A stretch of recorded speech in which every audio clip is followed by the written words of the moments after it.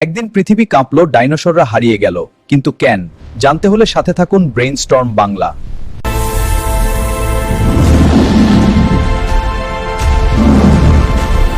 40 million বছর আগে পৃথিবী শাসন করত ডাইনোসররা। কিন্তু একদিন সবকিছু বদলে গেল। বদলে গেল পৃথিবী।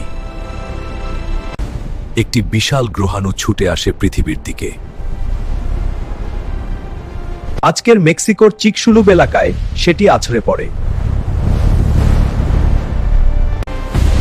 এর শক্তি ছিল লক্ষ লক্ষ পারমাণবিক বোমার সমান। আগুন, ভূমিকম্প আর সুনামি ছড়িয়ে পড়ে পৃথিবী জুড়ে।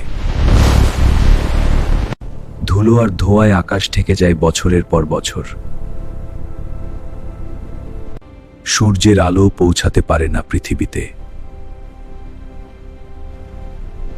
দ্রুত গাছপালা মরে যেতে শুরু করে। গাছ খেকো ডাইনোসররা ক্ষুধায় মরতে থাকে। মাংস খেকোরা হারায় শিকার। হাজার বছরের মধ্যেই ডাইনোসররা বিলুপ্ত হয়ে যায়।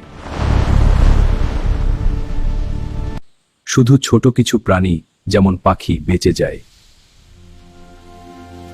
আজও বিজ্ঞানীরা সেই আঘাতের প্রমাণ খুঁজে পান। ডাইনোসররা শক্তিশালী ছিল, কিন্তু প্রকৃতির সামনে কেউই অমর নয়।